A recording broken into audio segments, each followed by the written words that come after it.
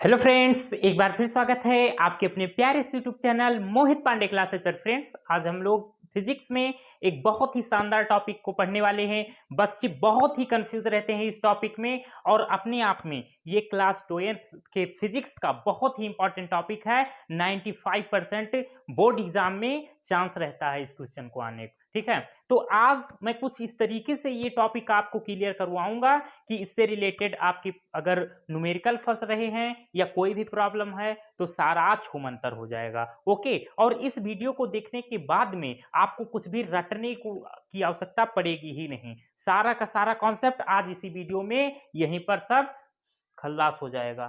ठीक है, तो हम आज पढ़ने वाले हैं किरचॉफ्स लॉ। जैसा कि आप लोग थंबनेल में ही देख चुके होंगे कि आज हमारा क्या चलने वाला है, किरचॉफ्स लॉ। ठीक है, तो किरचॉफ दादा जो थे उन्होंने टोटल 2 नियम दिए। कितने नियम दिए? 2 नियम दिए। तो आज उन्हीं दोनों नियमों को हम लोग पढ़ने वाले हैं। अगर टाइम रहा तो हम उससे कुछ रिलेटेड न्यूमेरिकल भी कर डालेंगे, फिर और बढ़िया से क्लियर हो जाएगा टॉपिक हमारा। ओके, तो हो सकता है कुछ बच्चे आज के पहले ये टॉपिक पढ़े होंगे, लेकिन आज कुछ इस तरीके से मैं पढ़ाने वाला हूं कि मजा आ जाएगा आपको प्यारे। ठीक है, चलिए, तो बहुत ही कोई जल्दबाजी नहीं है, बहुत ही आसानी से हम इसको पढ़ेंगे, कोई जल्दबाजी नहीं, प्यार से पढ़ेंगे। क्लियर है? चलिए, तो हमारा जो किरचॉफ का लॉ है, आखिर किरचॉफ का लॉ आया क्यों? सबसे बड़ी बात तो ये है। तो जटिल परिपथों में काफी, अगर कुछ सिंपल परिपथ हो हमारा तब तो कोई दिक्कत नहीं है, हमारे पास बहुत सारे नियम हैं, उनकी सहायता से हम सॉल्व कर लेंगे समस्या को।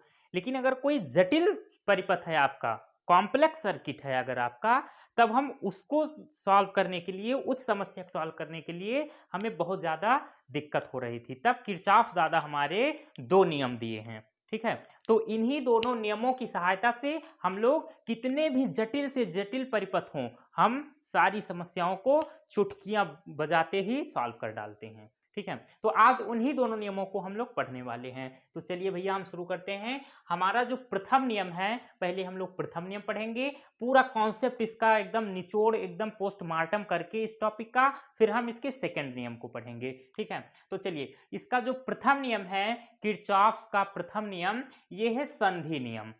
क्या है? संधि नियम, और इसको धारा नियम भी कहते हैं, और शॉर्टकट में इसको हम लोग बोलते हैं, कहीं यहां पर लिख दूं, यहां पर कहां लिख दूं प्यारे, कहां लिख दूं, ये यहां लिख दे रहा हूं, इसको शॉर्टकट में केसीएल भी कहते हैं प्यारे। क्या कहते हैं? KCL. K for Kirchhoff, C for current, L for law. ठीक है, किरचॉफ करंट लॉ भी कहते हैं इसको, कहीं कहीं पे डायरेक्ट केसीएल लिखा रहता है। ठीक है, और तो आपको नाम पता चल गया। सारा सिस्टम, एक एक जो शब्द इसमें लिखे हुए हैं, सारा खेल उसी में छिपा है प्यारे। घबराओ मत, बस शांति से देखते रहो, बहुत ही मजा आने वाला है। तो प्रथम नियम संधि का नियम। अब संधि का नियम क्यों है अभी बता रहा हूं, और इसी को धारा नियम भी कहते हैं। क्लियर है? अब संधि क्या है? संधि का क्या मतलब होता है प्यारे? संधि इंग्लिश में बोलते हैं जंक्शन। जंक्शन आप लोग सुने हो ना, अगर रेलवे से अगर सफर वफर करते हो रेलगाड़ी से, मामा क्या जात हो ना ही रेलगाड़ी से, तो जानते हो वो बच्चवा कि जंक्शन का आवा है। जंक्शन, जहां पर कोई चीज आपस में आकर मिले। अब जो रेलवे स्टेशन होता है, वहां पर कई रेलगाड़ियां आकर आपस में मिलती हैं, नहीं मिलती? बिल्कुल मिलती हैं। आप लोगों ने हिस्ट्री में शब्द सुना होगा संधि, राजाओं में लड़ाई हुई, फिर संधि हो गई आपस में। ठीक है, मान लो ये हुए निरहू, ये हुए घुरहू, दोनों में बहुत तगड़ी दुश्मनी थी। अब इन्होंने आके ये संधि कर ली, तो जो ये पॉइंट है ना, ये मिल गया, यहां पर संधि हुई, तो इसी को हम कहते हैं संधि।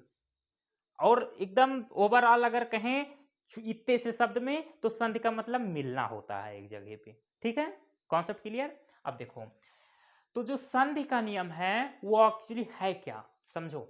किसी वैद्युत परिपथ में, किस सर्किट समझ लो ना, किसी वैद्युत परिपथ में, किसी वैद्युत परिपथ में किसी भी संधि पर, किसी वैद्युत परिपथ में किसी भी संधि पर मिलने वाली धाराओं का बीजगणितीय योग शून्य होता है। ये प्रथम नियम है।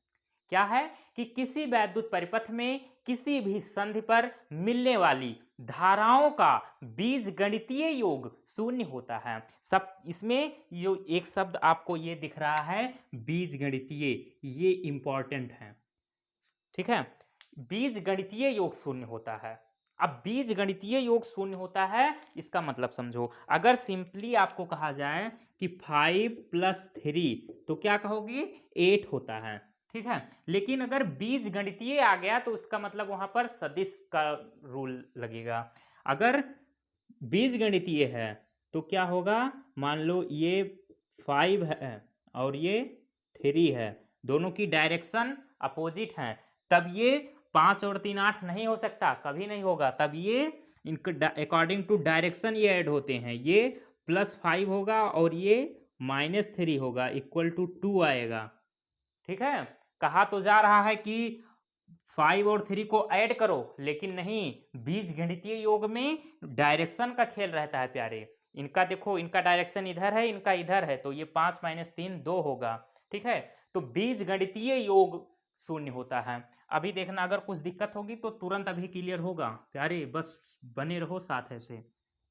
देखियो नियम क्या है, अब हम उसको फिगर से समझाते हैं कि किसी वैद्युत परिपथ में, ये है आपका वैद्युत परिपथ, किसी भी संधि पर ये देखो कहां पर सारी जो धाराएं आ रही हैं कहां पर मिल रही हैं। देखो ये पॉइंट जो है आपका, ये यहां पर हम इसको लिख दे रहे हैं, यहाँ पे ये, इसको क्या कहेंगे, यहाँ पे यही है आपकी संधि, ठीक है। यहां पर देखो सब मिलती हैं कि नहीं, ये वाला जो पॉइंट है, तो ये संधि है। तो किसी वैद्युत परिपथ में, अब देखो कुछ रटवाऊंगा नहीं, अभी सारा कॉन्सेप्ट देखो किस तरीके से क्लियर होने जा रहा है। ये परिपथ हो गया, किसी वैद्युत परिपथ में किसी भी संधि पर, ये हो गई आपकी संधि, मिलने वाली, ये मिल रही है ना सभी धाराएं, मिलने वाली सभी धाराओं का बीजगणितीय योग, मिलने वाली सभी धाराओं का, इसमें कितनी 6 धाराएं हैं, मिलने वाली सभी धाराओं का बीजगणितीय योग शून्य होता है।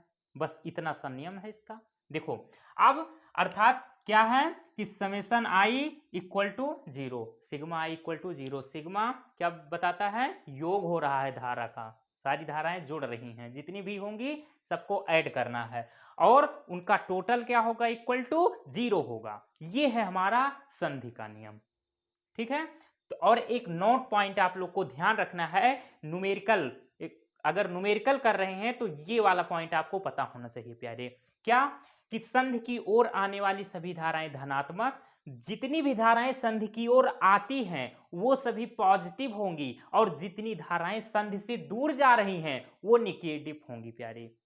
तो चिन्ह परिपाटी भी, इसकी चिन्ह परिपाटी भी कहते हैं इसको। क्या है इस चिन्ह परिपाटी, कि जो धाराएं संधि की ओर आ रही हैं उनको हम पॉजिटिव लेंगे, जो संधि से जा रही हैं उनको हम निगेटिव लेंगे। अर्थात समझो आप यहां पर देखिए प्यारे, अर्थात अभी एक न्यूमेरिकल भी करवा रहा हूं, बहुत ही शानदार न्यूमेरिकल, फिर कॉन्सेप्ट क्लियर होगा आपका।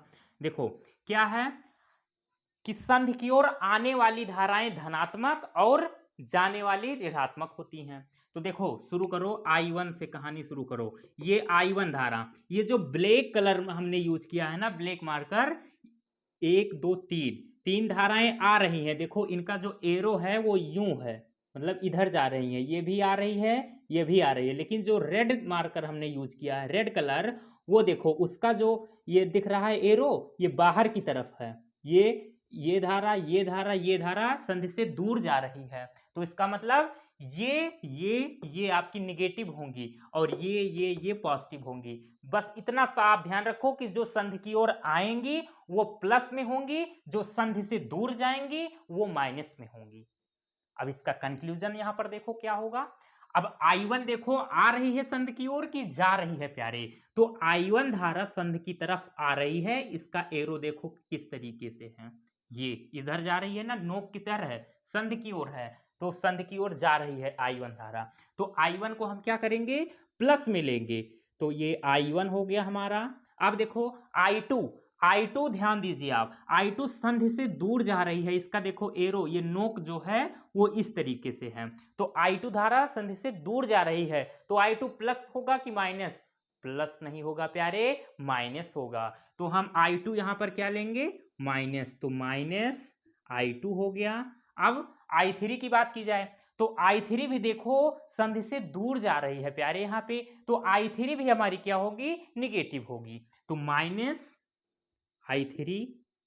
अब I4 की अगर बात करें तो I4 देखो एरो आपका किधर है, इसकी जो नोक है एरो की संधि की ओर है, मतलब धारा संधि की ओर आ रही है, और संधि की ओर आने वाली धारा को हम प्लस में लेते हैं, संधि से दूर जाने वाली धारा को हम माइनस में लेते हैं। तो I4 संधि की ओर आ रही है, तो इसलिए हम इसको क्या लेंगे, प्लस में I4 लेंगे। कोई दिक्कत होनी नहीं चाहिए बच्चा। अब I5 की बात की जाए तो I5 भी संधि की ओर आ रही है, तो ये भी प्लस में होगी, प्लस I5।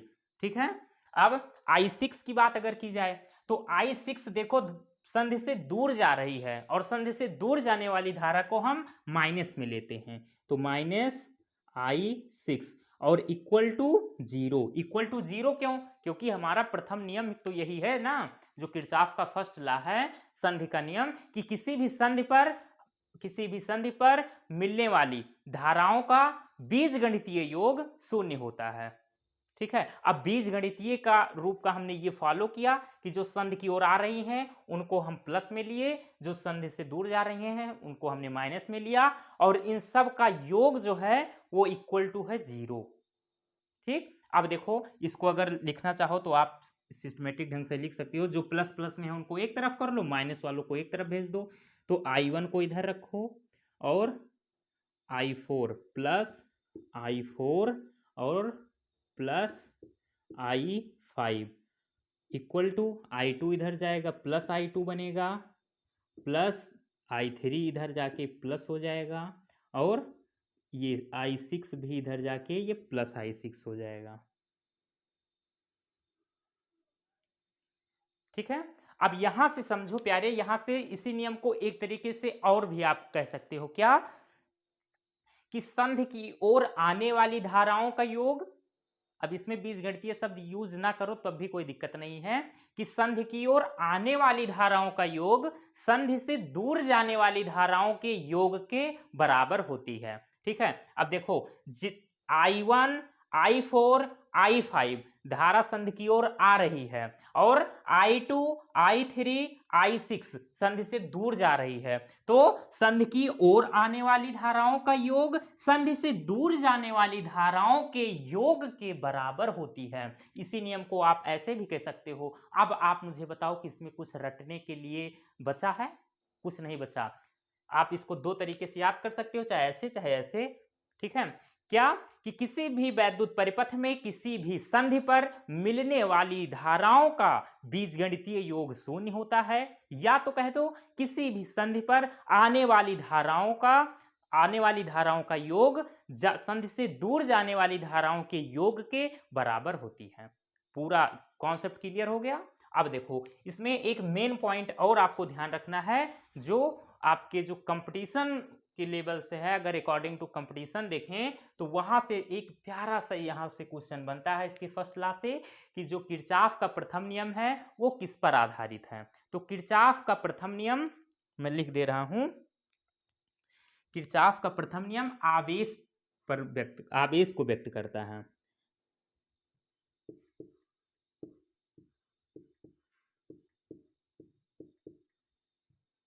किरचॉफ का प्रथम नियम आवेश संरक्षण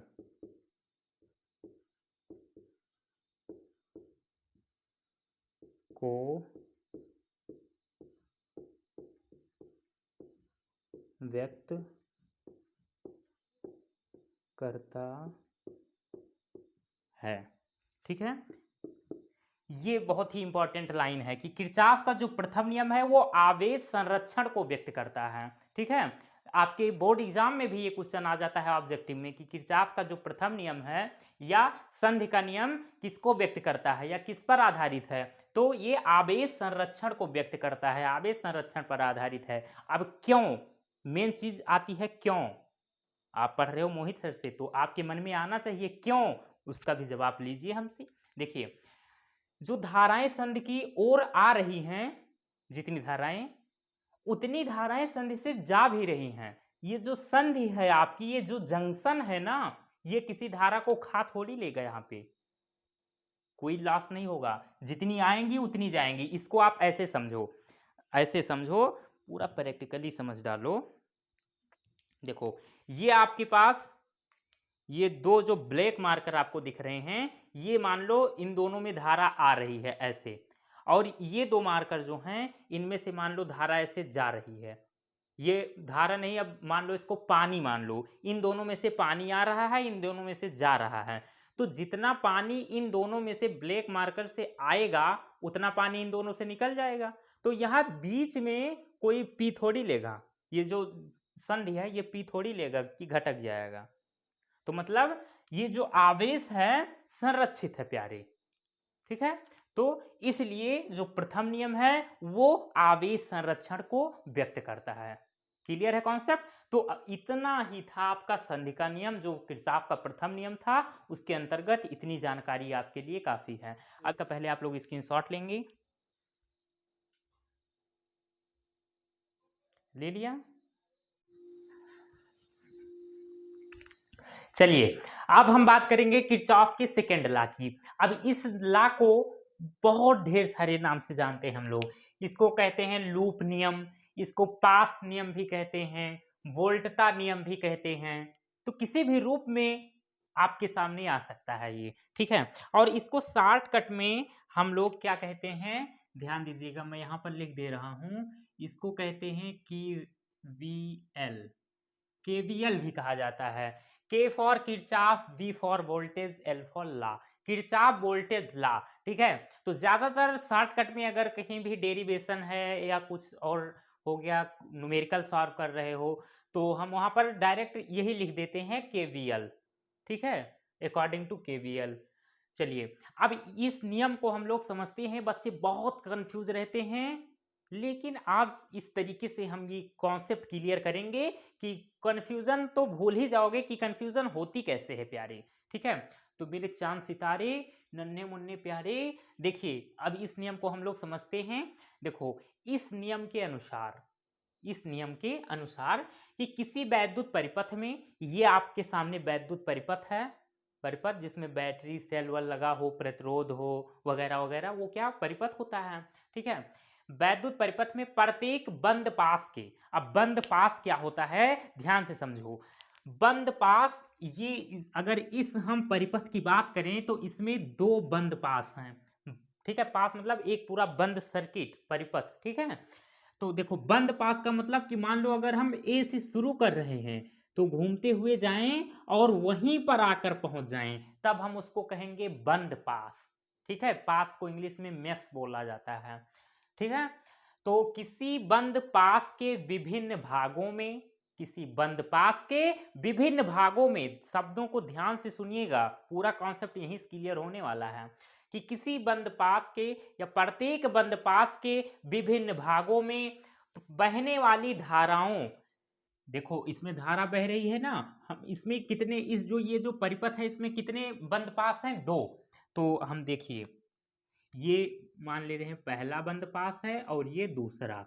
तो हम पहले बंद पास के लिए समझा रहे हैं आपको कि प्रत्येक बंद पास के विभिन्न भागों में, प्रत्येक बंद पास के विभिन्न भागों में बहने वाली या प्रवाहित होने वाली धाराओं, प्रवाहित होने वाली धाराओं तथा संगत प्रतिरोधों के गुणनफलों का बीजगणितीय योग उस बंद पास में लगे सेलों, इसमें दो सेल लगे हैं ना इस पूरे परिपथ में, E1 और E2, सेलों के विद्युत वाहक बलों के बीजगणितीय योग के बराबर होता है। ये है आपका दूसरा नियम, लूप का नियम या पास का नियम कह सकते हो, ठीक है। अभी कुछ ना कुछ डाउट होगा जरूर, लेकिन ध्यान, थोड़ा सब्र रखो बच्चा, रुको तो। अभी देखना, हम इसको डायग्राम को समझते हैं। देखो जो नियम हमने ये लिखा है ना, आपके सामने दिख रहा है, अब हम इसको इस ग्राफ से, ये जो फिगर बना है इससे कनेक्ट करके आपको मैं समझाने की कोशिश कर रहा हूं।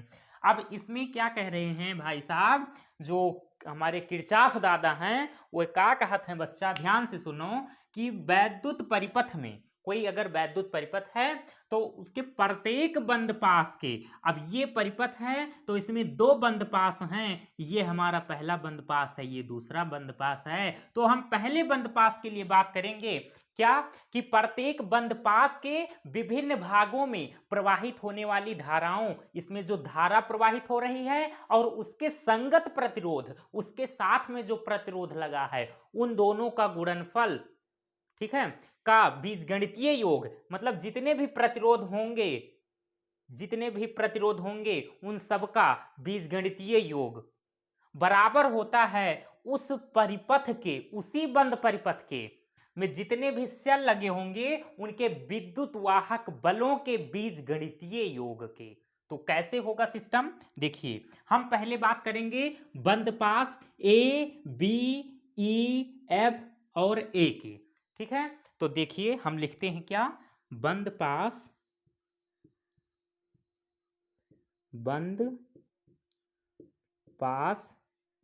ए बी ई एफ और फिर से ए पर पहुंच जाएंगे के लिए, ठीक है। बंद पास ए बी ई एफ और ए के लिए अब इसमें ध्यान देंगे आप, धारा जो है ये आपकी इधर आ रही है, E1 से ये निकल रही है ना I1 धारा, ऐसे ऐसे आ रही है, और हम चलेंगे कैसे, देखो हम मेष ए में बात करेंगे, हमारे चलने का तरीका यूं होगा, ठीक है। तो हम जा रहे हैं इधर, इधर ऐसे चलेंगे, ठीक है, और धारा कैसे आ रही है, धारा भी इधर से ही आ रही है, तो इस ये जो आपका दिख रहा है AF में हमारी धारा I1 प्रवाहित हो रही है और BE में धारा हमारी केवल और केवल I2 होगी, ठीक है। और हम पहले A से B पर पहुंचेंगे, B से E पर, E से F पर, फिर F से A पर आ जाएंगे, ठीक। तो धारा देखो कैसी आ रही है, धारा हमारी ऐसे आ रही है, ये ऐसे, फिर ऐसे ऐसे ऐसे। तो देखो जो नियम है हमारा क्या है, दूसरा नियम, कि यहां से समझो बहने वाली धाराओं, धारा और उसका जो संगत प्रतिरोध है उसका गुणनफल। तो देखिए ये यहाँ पर अगर हम यहाँ से चलना शुरू किए मान लो, तो यहाँ हमारा I1 और R1 इन दोनों का गुणनफल मिला हमें, तो I1 इंटू R1 इन दोनों का गुणनफल मिला। अब यहाँ से हम चले आए ये, अब फिर ऐसे मुड़ेंगे, तो ऐसे हम मुड़े, अब इसमें देखो इस वाले में हमारी BE में धारा इस तरफ आ रही है, ठीक है, और हम कहाँ जा रहे हैं, हम तो इधर जा रहे हैं और धारा इधर आ रही है, इसलिए यहाँ पर जो I और R का जो गुणनफल है उसको हम माइनस में लेंगे। मतलब अगर हम सेकेंड लॉ को पढ़ रहे हैं किरचॉफ के, तो हम जिधर जा रहे हैं और धारा उस तरफ से आ रही है, मतलब हमारी डायरेक्शन और धारा की डायरेक्शन अगर अपोजिट है तो I और R का गुणनफल माइनस में लेंगे प्यारे। इसको आप लोग कहीं नोट कर लो या खोपड़िया में अपने सेव कर लो हमेशा हमेशा के लिए। तो हम माइनस लेंगे किसको, I2 R2, I2 इंटू में R2। अब देखो फिर ऐसे गए, अब यहाँ तो कुछ है नहीं, कुछ नहीं है, चले गए ए पर पहुंच गए। अब ये किसके बराबर होगा, इसी बंद परिपथ के, इसी बंद पास के में जितने भी सेल लगे होंगे उनके विद्युत वाहक बलों के बीजगणितीय योग के। तो देखो इसमें दो सेल हैं E1 और E2, तो देखो हम ऐसे आ रहे हैं, तो E1 एक हमें E1 मिला प्यारे, फिर देखो यहां पर हम इधर आ रहे हैं ये, और देखो E2 की डायरेक्शन किधर है, इधर है, ठीक, तो इसलिए E2 हमारा क्या होगा, माइनस का होगा, बस हो गया। तो बंद पास ABEFA के लिए ये हमने पढ़ा, ठीक है, यही नियम है दूसरा नियम किरचॉफ का। अब इसी प्रकार बंद पास BCDEFB के लिए, तो देखिए बंद पास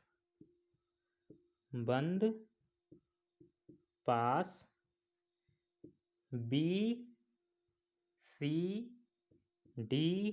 ई बी के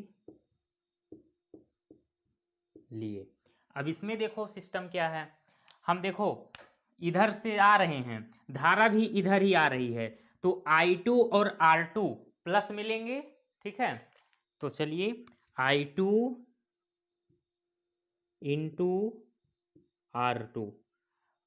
अब देखो, अब यहां BC में कौन सी धारा जा रही है प्यारे, देखो अब यहां से जो धारा आ रही है, यहां से I1 धारा आ रही है और यहां से भी धारा आ रही है, तो इसलिए ये I1 धारा इसमें तो जाएगी नहीं, क्योंकि यहां से भी धारा आ रही है ना। तो यहां से I1 आ रही है, यहां से I2 आ रही है, तो फिर इधर आ जाएंगे दोनों मिलके, यहां B से फिर इधर। तो इस वाले में B से में कितनी धारा आएगी, I1 प्लस I2 धारा आएगी ना, क्योंकि I1 भी आ रही है, इधर से I2 भी आ रही है, तो BC में कितनी धारा आ रही है, I1 प्लस I2 धारा आ रही है, ठीक है। देखो, और हम क्या, हमारे चलने का तरीका क्या है, हमारे चलने का तरीका ये है, ठीक है। अब ध्यान दो, हम ऐसे जा रहे हैं यूं, और धारा भी इसी तरफ जा रही है, तो यहां पर देखो, अब संगत प्रतिरोध I1 प्लस I2 के संगत प्रतिरोध की क्या है, R3, तो हम प्लस में लेंगे, क्योंकि देखिए डायरेक्शन, तो plus I1 plus I2 into में R3 इक्वल टू, अब इसमें देखो कितने सेल हैं, केवल एक ही सेल है E2, तो यहां पर केवल E2 हो जाएगा, काम खत्म। बस इतना ही है आपका लूप का नियम, ठीक है। एक बार फिर से समझ लो प्यारे कि है क्या ये नियम, फिर से समझो। ये जो दूसरा नियम है, इसके अनुसार प्रत्येक परिपथ में प्रत्येक बंद पास के विभिन्न भागों में, क्या कहा मैंने, प्रत्येक बंद पास के विभिन्न भागों में बहने वाली सभी धाराओं तथा उनके संगत प्रतिरोधों का गुणनफल, मतलब I इंटू R बराबर होता है किसके, उसी बंद पास में जितने भी सेल लगे हैं उन सेल के विद्युत वाहक बलों के बीजगणितीय योग के, अर्थात समेशन I या सिग्मा IR इक्वल टू होता है सिग्मा E, ठीक है। अब सिग्मा ये बताता है कि इनका योग हो रहा है, बीजगणितीय योग, ठीक है। तो ये था पूरा कॉन्सेप्ट आपका लूप के नियम का। अब यहां से आप अगर कंपटीशन के हिसाब से देखें तो एक प्यारा सा क्वेश्चन बनता है, क्या, किस टाइप का, कि जो किरचॉफ का दूसरा नियम है वो किसको व्यक्त करता है या किस पर आधारित है। तो किरचॉफ का दूसरा नियम ऊर्जा संरक्षण को व्यक्त करता है या ऊर्जा संरक्षण पर आधारित है। तो हम यहाँ पर लिख दे रहे हैं हम शॉर्टकट में, आप लोग लिख लेना ऊर्जा संरक्षण। यह नियम